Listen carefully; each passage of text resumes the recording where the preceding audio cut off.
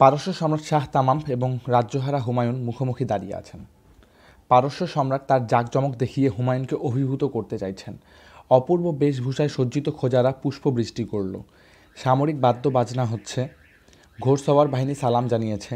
এগিয়ে আসছে হস্তি বাহিনী। চারদিকের হইচইয়ের মধ্যে হুমায়ুনকে দিনহীন দেখাচ্ছে।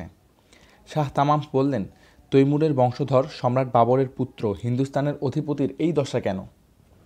হুমায়ুন বললেন, আমার ভাইদের কারণে এই দশা। সিংহাসনে বসেই ভাইদের হত্যা করলেন না কেন? সবাইকে দিয়ে সব কিছু হয় না।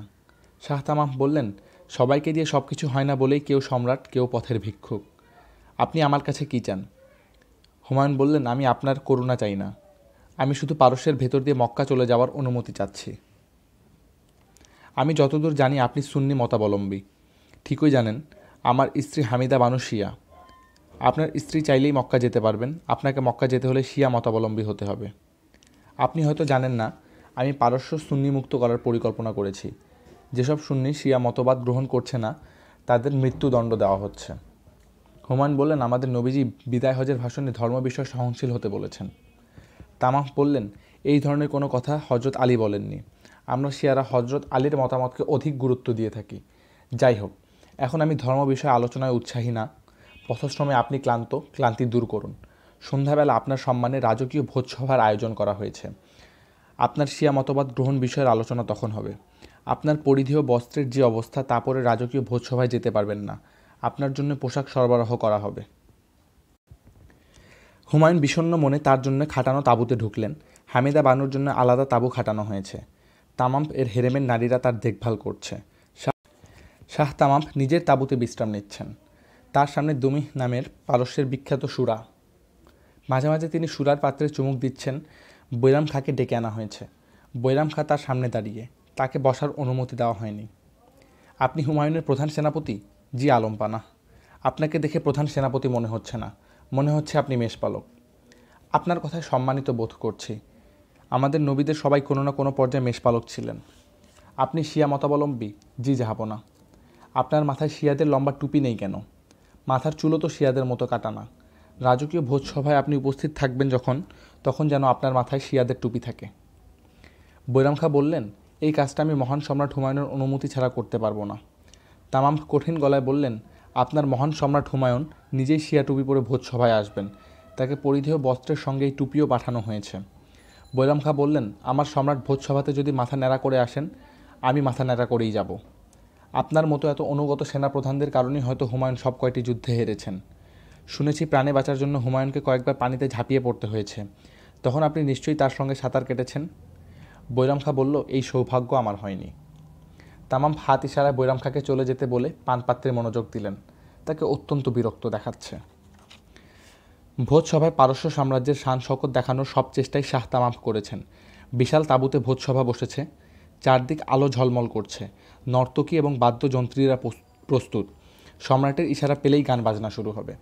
রান্না হচ্ছে দুটি আলাদা রন্ধনশালায়। একটিতে পারস্যের রান্না, অন্য রন্ধনশালায় হিন্দুস্তানি বাবুর্চি তৈরি করছে খোসকা পোলাও।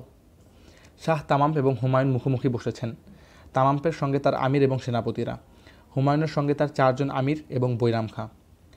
হুমায়ুন শাহের পাঠানো শিয়া টুপি পরেননি। শাহ তাতে খুব অসন্তুষ্ট এমন মনে হচ্ছে না, বরং তাকে হাসি খুশি দেখাচ্ছে। শাহের নির্দেশে হুমায়ুনের সামনে একটি সোনার থালা রাখা হলো। থালায় মহামূল্যবান মণিরত্ন। শাহ বললেন, পারস্যের পক্ষ থেকে সামান্য উপহার। ভোজসভায় উপহার বিনিময়ের রেয়াজ আছে, তবে আপনার অবস্থা অনুমান করতে পারছি। আপনার কাছ থেকে উপহার হিসেবে শুভেচ্ছা পেলেই আমরা সন্তুষ্ট। শাহের উপস্থিত আমিররা এ কথায় হ্যাঁ সূচক মাথা নাড়লেন। কারো কারো ঠোঁটে বিদ্রূপের হাসি দেখা গেল। হুমায়ুন বললেন, মহামান্য শাহ তামামের জন্য আমার পক্ষ থেকে সামান্য উপহার। এই উপহার গ্রহণ করলে আমি এবং আমার সঙ্গীরা আনন্দিত হব। হুমায়ুন সবুজ রেশমি রুমালে ঢাকা একটি পাথর এগিয়ে দিলেন। শাহ তামাম রুমাল খুলে তাকিয়ে রইলেন। কয়েক মুহূর্ত তার মুখে কোনো কথা ফুটল না। শাহের আমিররা উকিঝুঁকি দিচ্ছেন। তাদের মধ্যে নিচু স্বরে ফিসফিস শুরু হলো। তামাম বললেন, এটি কি সেই বিখ্যাত কোহিনূর? বৈরাম খাঁ বললেন, আলাম্পানা, এটি সেই কোহিনূর যা তরবারি দিয়ে পেতে হয় অথবা ভালোবাসার উপহার হিসেবে পেতে হয়। কোহিনূরের উপর আলো পড়েছে, মনে হচ্ছে সবুজ রেশমি রুমালের মাঝখানে আগুন ধরে গেছে। শাহ তামামের নির্দেশে খাবার পরিবেশন শুরু হয়েছে। একই সঙ্গে নৃত্যগীতের আসর বসেছে। 7 জন নর্তকী নাচছে, তাদের সঙ্গে বাদ্য বাজনা। বাদ্যবাজনার সুর করুণ কিন্তু নাচের ভঙ্গি উচ্ছল। দুই বিপরীত ধারা চমৎকার মেল খাচ্ছে। হুমায়ুন মুগ্ধ হয়ে নাচ দেখছেন। শাহ তামাম বললেন, এইসব নর্তকীকে আমি উপহার হিসেবে আপনাকে দিলাম। আপনার তাঁবুর পাশেই এদের তাঁবু, আপনি ইচ্ছা করলেই নর্তকীদের ব্যবহার করতে পারেন, তবে মক্কায় গেলে এদের নিয়ে যেতে পারবেন না। হা হা। শাহ নিজের রসিকতায় হাসতে হাসতে ভেঙে পড়ছেন। আমিররাও হাসছেন। সুরা তার প্রভাব বিস্তার শুরু করেছে। নিশি রাত পর্যন্ত পানভোজন চলল। শাহ তামাম পরদিন তার সঙ্গে বাঘ শিকারে যাওয়ার জন্য হুমায়ুনকে আমন্ত্রণ জানালেন। ভোজসভায় শিয়া প্রসঙ্গ আর উঠল না। মির্জা কামরান ভয়াবহ দুঃস্বপ্ন দেখে জেগে উঠেছেন। তার শরীর ঘামে ভেজা, পিপাসায় বুক ফেটে যাচ্ছে। দুঃস্বপ্নে তিনি দেখলেন তাকে ঢোকানো হয়েছে গাধার চামড়ায়। চামড়া সেলাই করে দেওয়া হয়েছে। একটা খোলা ঘোড়ার গাড়ির পাটাতনে তাকে শুইয়ে রাখা হয়েছে। ঘোড়ার গাড়ির চালক রূপার ঘণ্টা বাজাতে বাজাতে বলছে, মহান মোগল সম্রাট হুমায়ুনের নির্দেশে মির্জা কামরানকে শাস্তি দেওয়া হচ্ছে। ঘোড়ার গাড়ির পেছনে শত শত শিশু, তাদের খিলখিল হাসির শব্দ শোনা যাচ্ছে। মির্জা কামরান সুরাই ভর্তি পানি খেলেন। তাতেও তার তৃষ্ণা মিটল না। তিনি তৎক্ষণাৎ চিঠি লিখতে বসলেন। এই চিঠি যাবে পারস্য সম্রাট শাহ তামামের কাছে। মির্জা কামরানের পত্র। মহান পারস্য সম্রাট, পৃথিবীর সূর্য, জগতের সৌন্দর্য, সর্বশক্তির আধার শাহ তামাম, আমার বড় ভাই মোগল সাম্রাজ্যের কলঙ্ক হুমায়ুন বিষয়ক কিছু কথা। জাহাপনা, আমার এই ভীরু কাপুরুষ বিচার বুদ্ধিহীন ভ্রাতার কারণে আমরা দিল্লির সিংহাসন হারিয়েছি। হাজার হাজার সাহসী মোগল সেনার প্রাণনাশ হয়েছে। তার কাপুরুষতার সবচেয়ে বড় প্রমাণ, তিনি তার শিশু সন্তানকে ফেলে পালিয়ে গেছেন পারস্যে। সেই শিশু সন্তানকে আমরা এখন আদর এবং মমতায় প্রতিপালন করছি। রাজ্য শাসনে আমার এই ভ্রাতা সম্পূর্ণ অনুপযুক্ত। সবসময় আফিমের নেশা আচ্ছন্ন থাকেন বলে তার জগৎ বাস্তবতার বাইরের জগৎ। আপনি নিশ্চয় অবগত যে আমার এই ভ্রাতা আধবেলার জন্য একজন মিসকিন ভিস্তিওয়ালাকে দিল্লির সিংহাসনে বসিয়েছিলেন। এতে তিনি নিজে হাস্যাম্পদ হয়েছেন, মোগলদের ছোট করেছেন। আপনার কাছে আমার অনুরোধ, আপনি আমার এই অযোগ্য অকর্মণ্য ভ্রাতাকে আমার হাতে তুলে দিন। বিনিময়ে আমি কান্দাহার আপনার হাতে তুলে দেব। বর্তমানে দিল্লির শাসনভার শের শাহ পুত্র ইসলাম শাহর হাতে। আমি নিশ্চিত আল্লাহ পাকের হুকুমে আমি তাকে পরাজিত করে হিন্দুস্তানে মোগল শাসন প্রতিষ্ঠিত করব। অকর্মণ্য নেশাগ্রস্ত হুমায়ুন জীবিত থাকা অবস্থায় এটা সম্ভব হবে না। এই পত্র আমি আমার 3 ভাইয়ের সম্মতিতে লিখছি। রাজমহিষীরা আমার সঙ্গে আছেন। ইতি মির্জা কামরান। ফজরের নামাজের পরপরই মির্জা কামরানের দেহরক্ষী দলের প্রধান সুলতান মোহাম্মদকে পারস্য পাঠিয়ে দেওয়া হলো। গোপনে চিঠির খবর মির্জা আসকারিও জানল না। দুপুরে মির্জা কামরান একটি দুঃসংবাদ পেলেন। কান্দাহার থেকে মির্জা হিন্দাল পালিয়েছেন। তিনি হুমায়ুনের সঙ্গে যোগ দেওয়ার জন্য পারস্যের দিকে যাত্রা করেছেন। মির্জা কামরান ফরমান জারি করলেন, যে হিন্দালকে জীবিত বা মৃত তার কাছে নিয়ে আসতে পারবে তাকে 1000 স্বর্ণ মুদ্রা পুরস্কার দেওয়া হবে। মির্জা হিন্দাল যে দুজনের সাহায্যে পালিয়েছেন তারাই তাকে ধরে এনে সন্ধ্যার মধ্যে মির্জা কামরানের কাছে হাজির করল। তারা 1000 স্বর্ণ মুদ্রা পুরস্কারের দাবিদার। মির্জা কামরান দুজনের প্রত্যেককেই 500 করে স্বর্ণ মুদ্রা দিতে খাজানজিকে হুকুম দিলেন। পুরস্কার পাওয়ার মতো কাজ তারা করেছে, তবে একজন শাহজাদার বিশ্বাসভঙ্গ করার মতো অপরাধও তারা করেছে। এই অপরাধের শাস্তি হিসেবে দুজনের স্বর্ণমুদ্রায় বাজেয়াপ্ত হবে। একই সঙ্গে তিনি দুজনকে অন্ধ করার নির্দেশ দিলেন। হিন্দালকে পাঠানো হলো মৃত্যুদণ্ডপ্রাপ্ত অপরাধীদের যেখানে রাখা হয় সেখানে। মির্জা কামরান হিন্দালকে মৃত্যুদণ্ড দিলেন। মৃত্যুদণ্ড কার্যকর করা হবে হাতির পায়ের নিচে হিন্দালের মাথা চূর্ণ করে। মির্জা কামরান নির্দেশ দিলেন কাবুল থেকে জল্লাদ হাতি ছোট কুমারকে আনতে। মির্জা কামরান তওবা করে হিন্দালকে মৃত্যুর জন্য প্রস্তুত হতে বললেন। জল্লাদ হাতি চলে এসেছে। বেলা দ্বিপ্রহর। শাস্তি প্রদান অনুষ্ঠান দেখার জন্য উৎসুক কিছু মানুষজন দেখা যাচ্ছে। তাদের চোখে কৌতূহল এবং শঙ্কা। হিন্দালকে হাতে পায়ে শিকল বাঁধা অবস্থায় বিশাল প্রস্তরখণ্ডের কাছে নেওয়া হয়েছে। হিন্দাল প্রস্তরখণ্ডের উপর মাথা রেখে নিশ্চল হয়ে থাকবেন। হাতি বাঁ পা তার মাথার উপর রাখবে। মৃত্যুদণ্ডে হাতির বাঁ পা ব্যবহার করা হয়। মির্জা কামরান হাতে লাল রুমাল নিয়ে বসে আছেন। রুমাল ফেলে দিলেই মৃত্যুদণ্ড কার্যকর হবে। মাওলানা শেষবারের মতো হিন্দালকে তওবা পড়ালেন। কোরআন পাকের একটি আয়াত আবৃত্তি করলেন, যার অর্থ, আজ তুমি যেখানে যাচ্ছ একদিন আমরাও সেখানে যাব। কামরান রুমাল ফেলে দিয়েছেন। হাতি তার বাপা হিন্দালের মাথায় স্পর্শ করে দাঁড়িয়ে আছে, কিন্তু মাথা ঘুরিয়ে দিচ্ছে না। মির্জা কামরান বললেন, সমস্যা কি? হাতির মাহত বলল, জাহাপনা, বুঝতে পারছি না। কামরান তীক্ষ্ণ দৃষ্টিতে তাকিয়ে আছেন। যারা হত্যাকাণ্ড দেখতে এসেছে তাদের মধ্যে ফিসফিস কথাবার্তা শুরু হয়েছে। এমন ঘটনা আগে কখনো ঘটেনি। হাতির ডান পায়ে খুব দুলছে, সুর নাচাচ্ছে, কিন্তু মূল কাজটা করছে না। মির্জা কামরান বললেন, বন্দিকে নিয়ে যাও। হাতির পায়ের নিচ থেকে মুক্ত হওয়া মানুষের মৃত্যুদণ্ড বাতিল হয়ে যায়, এটাই নিয়ম। জনতা আল্লাহু আকবার ধ্বনি দিল। এর অর্থ আল্লাহ শ্রেষ্ঠ। কামরান বুঝতে পারছেন না এই ধ্বনি কি তারা হিন্দালের পক্ষে দিল? এত সাহস তাদের হওয়ার কথা না। মির্জা কামরান তার খাস কামরায়, হাতির মাহুত তার সামনে। ভয়ে সে অস্থির হয়ে আছে। কামরান কঠিন গলায় বললেন, তোমার নাম কি? বাহাদুর। তুমি মাহুতের কাজ কত বছর ধরে করছো? আপনার পিতা জীবিত থাকা অবস্থাতেও আমি মাহুত ছিলাম। হাতি পা নামায়নি কেন? বাহাদুর বলল, এর উত্তর আল্লাহ পাক জানে এবং হাতি জানে, আমি জানি না। মির্জা কামরান বললেন, অবশ্যই তুমি জানো। হাতি পা ফেলবে তোমার ইশারায়, সেই ইশারা তুমি দাও নাই। মাহুত চুপ করে রইল। নির্দেশ না দেওয়ার জন্য তুমি কি কারো কাছ থেকে উৎকোচ নিয়েছ? না। হিন্দালের জীবন কেন বাঁচাতে চেয়েছো? সত্যি জবাব দাও। সত্যি জবাব দিলে তোমাকে প্রাণ ভিক্ষা দেব, মিথ্যা জবাব দিলে তোমাকে হাতির পায়ের নিচে মরতে হবে। বাহাদুর বলল, মির্জা হিন্দালকে সম্রাট হুমায়ুন অত্যন্ত পছন্দ করেন। ভাইয়ের করুণ মৃত্যুর খবর পেলে সম্রাট কষ্ট পাবেন ভেবেই হাতিকে নির্দেশ দেয়নি। সত্যি কথা বলে আমি খুশি হয়েছি, কিন্তু সত্যটা শুনে অবাক হয়েছি। তুমি বিশ্বাসঘাতক। বিশ্বাসঘাতকের একটাই শাস্তি, মৃত্যুদণ্ড। কামরানের নির্দেশে বাহাদুরের মাথা হাতির পায়ের নিচে পিষ্ট করা হলো। জল্লাদ হাতি কাজটা করল, তবে এবার মাহুত ভিন্ন। হিন্দালের হাতির পায়ের নিচে থেকে বেঁচে যাওয়ার ঘটনায় কামরান বিচলিত, তবে সেই দিনে আনন্দিত হওয়ার মতো ঘটনা ঘটল। পারস্য সম্রাট দূত মারফত তার চিঠির জবাব পাঠালেন। সেখানে লেখা, যথাসময়ে আপনার ভাই হুমায়ুনকে জীবিত অবস্থায় আপনার কাছে পাঠানো হবে। কান্দাহার সিংহাসনে বসবে আমার পুত্র মুরাদ। হুমায়ুনের ধারণা তাকে গৃহবন্দী করা হয়েছে। বৈরাম খাঁর সঙ্গে তার কোনো যোগাযোগ নেই। আমিররা থাকছেন আলাদা। তিনি হামিদা বানুর কাছ থেকেও বিচ্ছিন্ন। তাকে বলা হয়েছে স্বামী স্ত্রীর মধ্যে একজন শিয়া, একজন সুন্নি। পারস্য সাম্রাজ্যে তারা একত্রে থাকতে পারবেন না। বৈরাম খাঁর বিষয়ে হুমায়ুন নিজেই শাহকে জিজ্ঞেস করলেন। শাহ বললেন, বৈরাম খাঁকে আপনার প্রয়োজন কেন? সে আপনার অধীনস্থ একজন কর্মচারী মাত্র। তার সঙ্গে সময় কাটানোর কিছু নেই। নিঃসঙ্গ বোধ করলে আমাকে ডাকবেন, দুজনে গল্প করব। চলুন আজ লক্ষ্যভেদ খেলা খেলি। চলুন। শুনেছি রাজকীয় লাইব্রেরিতে আপনি প্রচুর সময় কাটান। কিছুদিন হলো গভীর মনোযোগে আপনি একটি পাণ্ডুলিপি কপি করছেন। কিসের পাণ্ডুলিপি? জ্যোতির্বিদ্যার। মক্কায় জ্যোতির্বিদ্যার পাণ্ডুলিপি নিয়ে আপনি কি করবেন? হুমায়ুন জবাব দিলেন না। লক্ষ্যভেদ খেলায় হুমায়ুন ভালো করলেন। 5টি তীরের মধ্যে 3টি লক্ষ্য ভেদ করল। হুমায়ুন বললেন, আপনার মনোসংযোগ প্রক্রিয়া এখনও ঠিক আছে, এটা ভালো। আপনার অবস্থায় আমি পারতাম না। মাছ শিকারে কি আপনার আগ্রহ আছে? না। শাহ বললেন, অনাগ্রহের বিষয়ও আমাদের মাঝে মাঝে করতে হয়। তা হয়।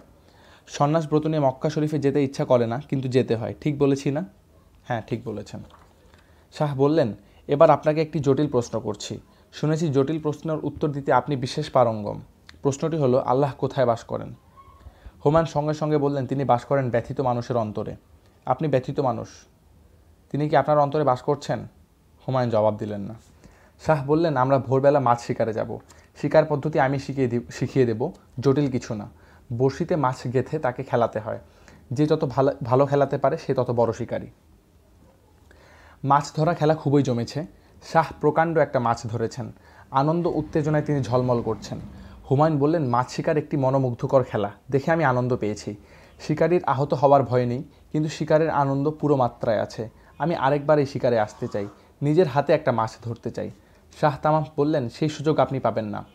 আপনার ভাই মির্জা কামরানের হাতে আপনাকে জীবিত অথবা মৃত অবস্থায় তুলে দিতে হবে। বিনিময়ে আমি পাবো কান্দাহার। হুমায়ুন চুপ করে রইলেন। তামাম নির্বিকার গলায় বললেন, আপনাকে জীবিত অবস্থায় তার হাতে তুলে দেওয়াটাই পারস্য সম্রাটের জন্য সম্মানজনক। আপনাকে হত্যা করলে লোকে বলবে আমার কাছে আশ্রয়প্রাপ্ত এক রাজ্যহারা সম্রাটকে আমি হত্যা করেছি। হামিদা বানুর সঙ্গে কি একবার দেখা করতে পারবো? অবশ্যই। হামিদা বানুও জীবিত অবস্থায় আপনার সঙ্গে যাবেন, আপনার প্রিয় বৈরাম খাও যাবে। হুমায়ুন বললেন, আপনি আমার একটি অনুরোধ রাখুন, আমাকে একা কামরানের হাতে তুলে দিন। আমার স্ত্রী এবং বৈরাম খাঁকে মক্কা যাওয়ার ব্যবস্থা করে দিন। শাহ তামাম বললেন, তা হয় না। হুমায়ুনকে শাহ সৈন্যবাহিনীর ব্যারাকে নিয়ে এলেন। পারস্য সম্রাটের বিশাল বাহিনী সম্পূর্ণ প্রস্তুত অবস্থায় আছে। শাহ বললেন, এই বাহিনীতে 20,000 অত্যন্ত দক্ষ ঘোড়সাওয়ার আছে। আপনি এদের সঙ্গে নিয়ে জীবিত অবস্থাতেই কান্দাহার যাবেন। কান্দাহার দখল করে আমাকে দেবেন। আমার কথা ঠিক রইল। আপনি জীবিত অবস্থায় কান্দাহার গেলেন, আমি কান্দাহার পেলাম। আপনার সঙ্গে আমার পুত্র মুরাদ যাবে, তাকে কান্দাহারের সিংহাসনে বসানোর দায়িত্ব আপনার।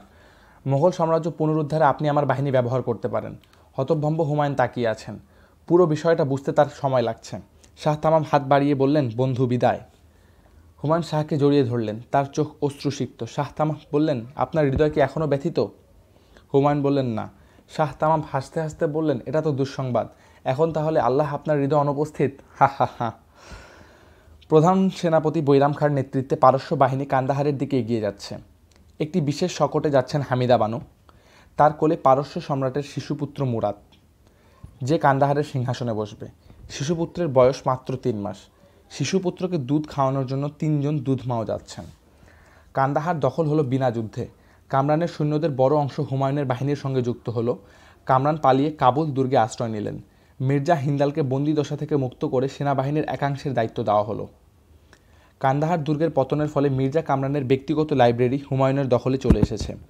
লাইব্রেরিতে পাণ্ডুলিপির বিপুল সংগ্রহ দেখে হুমায়ুন মুগ্ধ। হুমায়ুন নির্দেশ জারি করলেন, এখন থেকে তিনি যেখানে যাবেন লাইব্রেরির প্রতিটি গ্রন্থ তার সঙ্গে যাবে। শিশু মুরাদকে সিংহাসনে বসিয়ে হুমায়ুন ছুটলেন কাবুলের দিকে। কাবুল দুর্গ ঘেরাও করা হলো। হুমায়ুন কামান দাগার নির্দেশ দিলেন।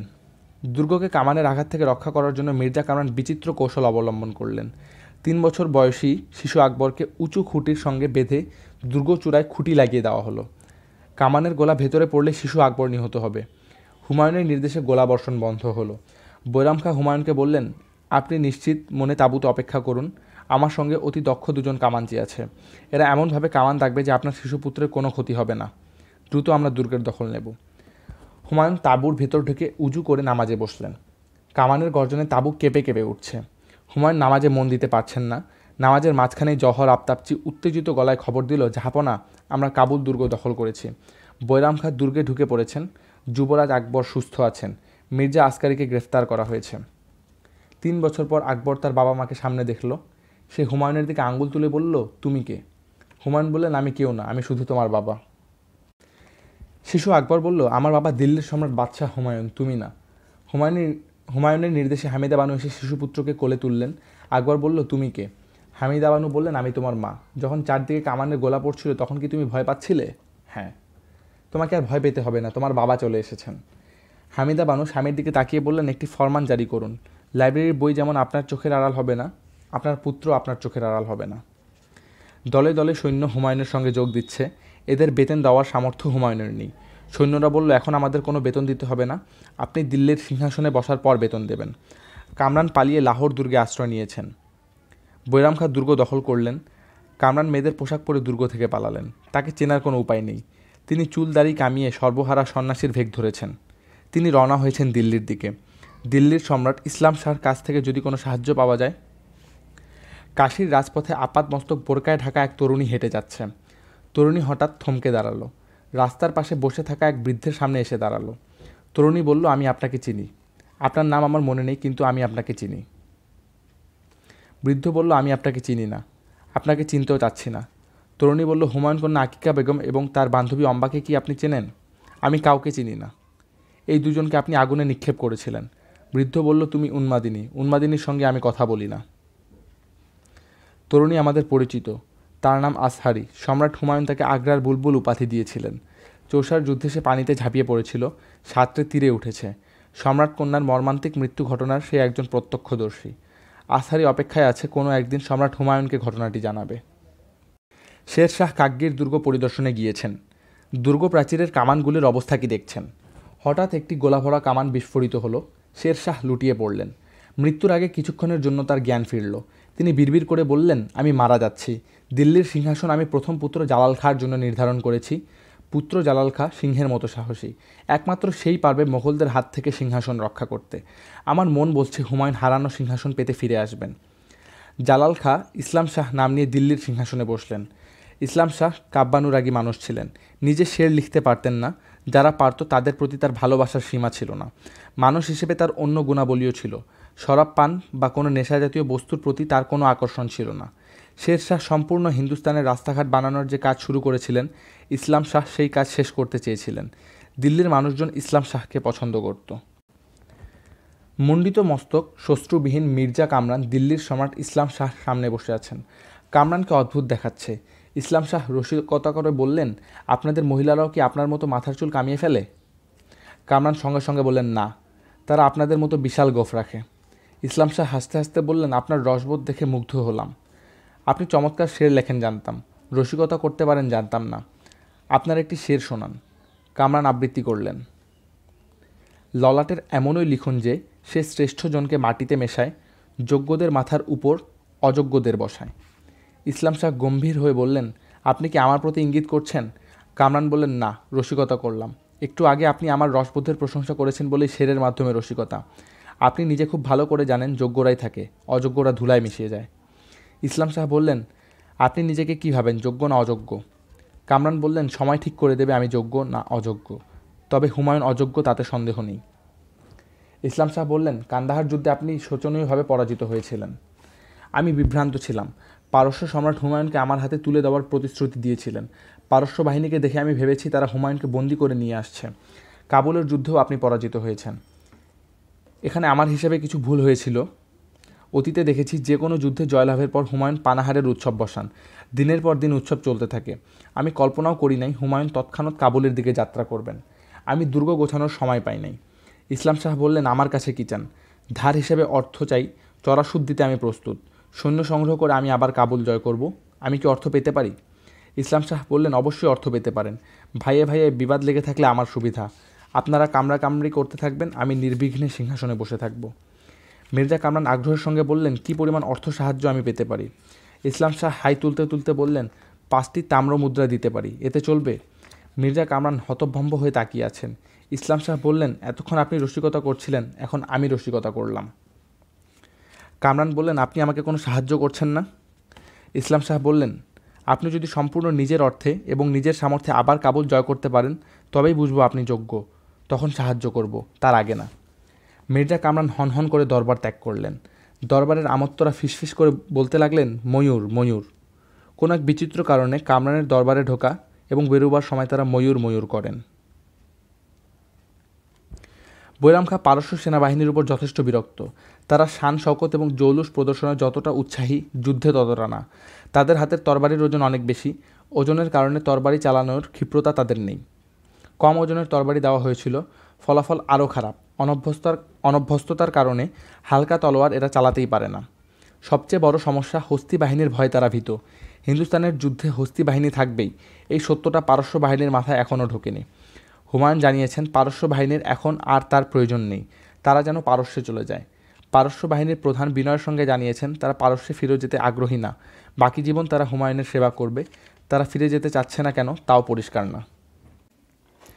হুমায়ুনের রাজকীয় কাফেলা এখন পাঞ্জশিরে। জায়গাটা অতীব মনোরম। প্রাকৃতিকভাবে গড়ে ওঠা ফলের বাগান, সবুজ মাঠ, ছোট ছোট টিলা। বনের ভেতর দিয়ে পাহাড়ি যে নদী গিয়েছে তার জল কাকের চোখের মতো স্বচ্ছ। হুমায়ুনকে বেশিরভাগ সময় দেখা যায় নদীর উপরের বড় পাথরের চাইয়ে বসে আছেন। হাতে মির্জা কামরানের লাইব্রেরির কোনো একটা বই। জ্যোতির্বিজ্ঞানের উপর বই পড়তেই এখন তিনি আগ্রহী। পারস্যে তিনি মানমন্দির দেখে এসেছেন। রাজ্য ফিরে পেলে পারস্যের মতো একটি মানমন্দির প্রতিষ্ঠা করা তার গোপন বাসনা। আকাশে শুক্র গ্রহ দেখা গেলে ফজরের নামাজের সময় হয়। যখন গ্রহটি আর দেখা যায় না তখন ফজরের নামাজের সময় শেষ। এই তথ্য তিনি পারস্য মানমন্দির থেকে জেনে এসেছেন। বিষয়টি এখনও পরীক্ষা করা হয়নি। হুমায়ুন পাঠে মগ্ন। তার দুটি পা পানি স্পর্শ করে আছে। পানি শীতল, মাঝে মাঝেই তাকে পা পানি থেকে তুলতে হচ্ছে। হুমায়ুনের আনন্দময় সময়ে জহর আফতাবচির দুঃসংবাদ নিয়ে উপস্থিত হলো। মির্জা কামরান আবার কাবুল দখল করেছেন এবং নির্বিচারে হত্যাযজ্ঞ শুরু করেছেন।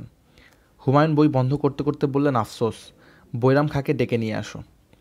জহর ছুটে যেতে গিয়ে পাথরে ধাক্কা খেয়ে পানিতে পড়ে গেল। হুমায়ুন তাকে টেনে তুলতে তুলতে বললেন, কোরআন শরীফের একটি আয়াতে বলা আছে, হে মানব সম্প্রদায়, তোমাদের বড়ই তাড়াহুড়া। জহর, তাড়াহুড়ার কিছু নেই। যা নিয়তিতে নির্ধারিত তাই হবে। তাড়াহুড়া করে কিছু হবে না। পাশাপাশি দুটি পাথর, একটিতে হুমায়ুন বসেছেন, অন্যটিতে বৈরাম খাঁ। বৈরাম খাঁকে অত্যন্ত চিন্তিত দেখাচ্ছে। এত চিন্তিত তাকে সচরাচর দেখা যায় না। চিন্তার প্রধান কারণ হামিদা বানু এবং তার শিশুপুত্র আকবর কামরানের হাতে আটক হয়েছেন। এই খবর হুমায়ুন জানেন না। হামিদা বানু এবং আকবর ছিলেন কান্দাহার দুর্গে। কান্দাহার থেকে তারা কেন কাবুলে গেলেন, কখন গেলেন তা বৈরাম খাঁ জানেন না। হুমায়ুন বললেন, আপনি এত চিন্তিত হবেন না। আমার ভাই আকবরের কোনো ক্ষতি করবেন না। এটা তৈমুরের বংশের ধারা। জাহাপনা, বংশের ধারা সবসময় কাজ করে না। আমার ভাইয়ের ক্ষেত্রে করবে। বৈরাম খাঁ বললেন, আমি এই মুহূর্তেই রওনা হব। আপনি এখানেই থাকবেন। জায়গাটা আপনার পছন্দ হয়েছে, আপনি বিশ্রাম করুন। আপনার বিশ্রাম প্রয়োজন। সেনাবাহিনীর একটা বড় অংশকে রেখে যাচ্ছি। আপনার নিরাপত্তার জন্য আপনি নিজেই যথেষ্ট। তারপরেও মির্জা হিন্দাল থাকবেন। হুমায়ুন বললেন, বৈরাম খাঁ, আমি আপনার সঙ্গে যাব। এখন পর্যন্ত এমন কোনো যুদ্ধ হয়নি যেখানে আমি যুদ্ধ পরিচালনা করিনি। বৈরাম খাঁ বললেন, আপনি এখানেই থাকবেন। ভবিষ্যতে অনেক যুদ্ধ হবে, কোনোটাতেই আপনাকে অংশগ্রহণ করতে হবে না। যা করতে আপনার পছন্দ আপনি তাই করবেন। বই পড়বেন, ছবি আঁকবেন, গান শুনবেন। এখন আপনার অনুমতি পেলে আমি যুদ্ধযাত্রা করি। সম্রাট হ্যাঁ সূচক মাথা নাড়লেন। মির্জা কামরানের বিশেষ দূত এসেছে ইসলাম শাহর কাছে। দূতের কাছে পত্রে কামরান লিখেছেন, হাস্য পরিহাসে পটু দিল্লির সিংহাসনের মালিক ইসলাম শাহ। জনাব, আপনার সাহায্য এবং মূল্যবান পরামর্শ ছাড়াই আমি কাবুল দখল করেছি। আগের ভুল এ দফায় করি নাই। দুর্গ দুর্ভেদ্য। হুমায়ুনের অপদার্থ পারস্য সৈনিকরা কিছুই করতে পারবে না। কাবুল দখল করলে আপনি আমাকে সাহায্য করবেন বলেছিলেন, এখন সাহায্য করুন। আপনার জন্য একটি শের পাঠালাম। কাবুল দুর্গ দখলের পর এই শেরটি আপনাতেই আমার মাথায় আসে। রাজ্য হলো এমন এক রূপসী তরুণী যার ঠোঁটে চুমু খেতে হলে সুতীক্ষ্ণ তরবারির প্রয়োজন হয়। হুমায়ুন এখন কোথায় আছেন আমি জানি। আপনার সাহায্য পেলেই তাকে শিকল পরিয়ে আপনার সামনে উপস্থিত করব। আপনি তার সঙ্গে রঙ্গরসিকতা কিংবা কাব্য আলোচনা করতে পারেন। হুমায়ুন কাব্য আলোচনায় বিশেষ পারদর্শী। ইতি কামরান মির্জা। ইসলাম শাহ মির্জা কামরানের দূতের হাতে 5টি তাম্রমুদ্রা দিয়ে দিলেন। মির্জা কামরান দুর্গ রক্ষায় নতুন পরিকল্পনা করেছেন। দুর্গের ভেতর শুধু কামানচিদের রাখা হয়েছে। তারা দুর্গ প্রাচীরের চারদিকে কামান বসিয়েছে। কামানের মূল সৈন্যবাহিনী দুর্গের বাইরে গোপনে অবস্থান করছে। বাহিনীর নেতৃত্ব দিচ্ছেন স্বয়ং মির্জা কামরান। বৈরাম খাঁ ঘোড়সওয়ার বাহিনী নিয়ে এগিয়ে আসছেন, এই খবর পাওয়া গেছে। বৈরাম খাঁ দুর্গ আক্রমণের পর কামান দাগা শুরু হবে। দুর্গের ভেতর থেকে গোলাবর্ষণ বন্ধ হওয়া মাত্র মির্জা কামরান পেছন থেকে আক্রমণ করবেন। তার মূল লক্ষ্য থাকবে হুমায়ুনকে হত্যা করা। গত কয়েকবারের যুদ্ধে দেখা গেছে বৈরাম খাঁর প্রধান চেষ্টা থাকে হুমায়ুনকে মূল যুদ্ধের বাইরে রাখা। এবারেও তাই হবে। হুমায়ুন থাকবেন কামানের গোলার সীমানার বাইরে। পেছন থেকে তার উপর ঝাঁপিয়ে পড়া সহজ হবে। যুদ্ধ এবং প্রেমে কোনো কিছুতেই পরিকল্পনা মতো হয় না। বৈরাম খাঁ সঙ্গে হুমায়ুনকে আনেননি এবং তিনি দুর্গ আক্রমণ করলেন না। কামানের গোলার সীমানার বাইরে অবস্থান নিলেন। নিজের কামানগুলি দুর্গ বরাবর তাক না করে তার সৈন্যদলের পেছনে বসালেন, যেন শত্রু পেছন থেকে আসতে না পারে। দুর্গ লক্ষ্য করে কামান দাগাও যাচ্ছে না। শিশু আকবর সেখানে আছে, গোলার আঘাতে তার ক্ষতি হতে পারে। মির্জা কামরান দ্রুত নতুন পরিকল্পনা করলেন। তিনি হুমায়ুন যেখানে আছেন সেখানে চলে যাবেন। বৈরাম খাঁ দুর্গ জয়ে ব্যস্ত থাকবে। তিনি ঝাঁপিয়ে পড়বেন হুমায়ুনের শিবিরে। বৈরাম খাঁ ফজর ওয়াক্তে তেমন কোনো ক্ষয়ক্ষতি ছাড়াই দুর্গ দখল করলেন। সেদিন ছিল শুক্রবার। মসজিদে হুমায়ুনের নামে খুতবা পাঠের শেষে শিশু আকবর এবং হামিদা বানুকে নিয়ে যাত্রা শুরু করলেন। রাতের প্রথম প্রহর। তাঁবুর বাইরে হুমায়ুন গালিচা পেতে বসেছেন। আফিম সেবন করবেন, তার প্রস্তুতি শুরু হয়েছে। হুমায়ুনের মন খানিকটা বিক্ষিপ্ত। কাবুল জয়ের কোনো খবর এখনও তার কাছে পৌঁছায়নি। এই মুহূর্তে তিনি জোনাকি দেখছেন। এই অঞ্চলের মতো জোনাকি আর কোথাও তিনি দেখেননি। শত শত জোনাকি দল বেঁধে ঘুরছে। বিশেষ বিশেষ মুহূর্তে সবাই একসঙ্গে আলো নিভিয়ে দিচ্ছে। তখন মনে হয় কোনো জোনাকি নেই, আবার তারা আলো জ্বালাচ্ছে। জোনাকি পোকা অনুসরণ করতে গিয়ে নতুন খাটানো ছোট্ট একটা তাঁবুর দিকে হুমায়ুনের চোখ গেল। বিশেষত্বহীন তাঁবু, কিন্তু 6 জন সৈনিক তাঁবুটি পাহারা দিচ্ছে। তিনি জওহরকে বললেন, তাঁবুটা কার? জওহর বলল, বৈরাম খাঁর। তাঁবুর চারদিকে পাহারা কেন? জানি না জাহাপনা। অনুসন্ধান করো। আপনার অনুমতি ছাড়াই আমি অনুসন্ধানের চেষ্টা চালিয়েছিলাম। সৈনিকরা আমাকে তাঁবুর কাছে যেতে দেয়নি। হুমায়ুন উঠে দাঁড়ালেন। তাঁবুর রহস্য ভেদ করে তিনি আফিম নিয়ে বসবেন, তাকে খানিকটা চিন্তিত মনে হলো। তিনি তাঁবুর কাছে যেতেই সৈনিকরা কুর্নিশ করে সরে দাঁড়ালো। হুমায়ুন বললেন, তাঁবুর ভেতর কি? সৈনিকরা বলল, তাঁবুর ভেতর একজন কেউ আছে। সে কে আমরা জানি না জাহাপনা। বৈরাম খাঁ তাকে তাঁবুতে রেখেছেন। আমাদের উপর নির্দেশ সে যেন পালিয়ে যেতে না পারে এবং কেউ যেন তাঁবুতে ঢুকতে না পারে। হুমায়ুন পর্দা সরিয়ে তাঁবুতে ঢুকে কিছুক্ষণের জন্য স্তম্ভিত হয়ে গেলেন। অবিকল তার মতো দেখতে এবং তার সাজ পোশাকে একজনকে তাঁবুর ভেতর চারপাইয়ে বসে আছে। সে সম্রাটকে দেখে উঠে দাঁড়ালো এবং কুর্নিশ করল। হুমায়ুন বলল, তুমি কে? জাহাপনা, আমি একজন তুর্ক। আমার নাম হামজা। তুমি দেখতে অবিকল আমার মতো, এটা জানো? জানি জাহাপনা, এই জন্যই আমাকে আটকে রাখা হয়েছে। তুমি দেখতে আমার মতো, এটা কোনো অপরাধ হতে পারে না। ঘটনা আমাকে খুলে বলো। জাহাপনা, আমি দুসরা হুমায়ুন। যদি কোনো দুর্ঘটনায় আপনার প্রাণহানি হয় তখন আমাকে দেখিয়ে বলা হবে হুমায়ুন জীবিত। সৈন্যদের মধ্যে বিশৃঙ্খলা সৃষ্টি যাতে না হয় সেই ব্যবস্থা। তোমার পেশা কি? জাহাপনা, আমি একজন মুচি, পাদুকা সেলাই করি। হুমায়ুন বললেন, একই চেহারার দুজন মানুষ, একজন সম্রাট আর একজন পাদুকা সেলাই করে? কি আশ্চর্য! তুমি আজ রাতে আমার সঙ্গে খানা খাবে। জাহাপনা, এই তাঁবুর বাইরে যাওয়ার আমার হুকুম নেই। তোমার জন্ম তারিখ কি? আমার মতো মানুষদের জন্ম তারিখ কেউ রাখে না জাহাপনা। বিবাহ করেছ? জি জাহাপনা। স্ত্রীর নাম কি? যদি গোস্তাকি না নেন তাহলে স্ত্রীর নাম বলতে পারি। গোস্তাকি নেব না। আমার স্ত্রীর নাম হামিদা। হুমায়ুন বিড়বিড় করে যে সে আবৃত্তি করলেন তার অর্থ, বিশ্বের বিপুল রহস্যের আমরা যেটুকু জানি তাও রহস্যে ঢাকা। নিজ তাঁবুতে ফিরে তেমন কোনো কারণ ছাড়াই হুমায়ুন অসুস্থ হয়ে পড়লেন। প্রবল জ্বরে তার শরীর কাঁপতে লাগলো। বিকারের ঘরে বারবার ডাকতে লাগলেন, আকিকা বেগম, তুমি কোথায় আকিকা? সবাই যখন হুমায়ুনকে নিয়ে ব্যস্ত, ঠিক তখনই মির্জা কামরান তার বাহিনী নিয়ে উপস্থিত হলেন। অতর্কিত আক্রমণে হুমায়ুনের বাহিনী হকচকিয়ে গেল। মির্জা কামরান বুহের ভেতর ঢুকে পড়ল। যে কোনো মুহূর্তে হুমায়ুনের তাঁবু আক্রান্ত হবে এমন অবস্থা। হুমায়ুনকে রক্ষার জন্য মির্জা হিন্দাল এগিয়ে এলেন। মির্জা কামরান যুদ্ধে পরাজিত হয়ে পালিয়ে গেলেন, তবে একা গেলেন না। তার ছোট ভাইয়ের প্রাণ সঙ্গে করে নিয়ে গেলেন। মির্জা হিন্দাল যুদ্ধে নিহত হলেন। বৈরাম খাঁ, শিশু আকবর, তার মা হামিদা বানু এবং হুমায়ুন মাতা মাহিম বেগমকে নিয়ে ফিরলেন পরদিন ভোরে। বৈরাম খাঁর মাথায় আকাশ ভেঙে পড়ল। হুমায়ুন অচেতন, মির্জা হিন্দাল নিহত, সৈন্যবাহিনী লণ্ডভণ্ড।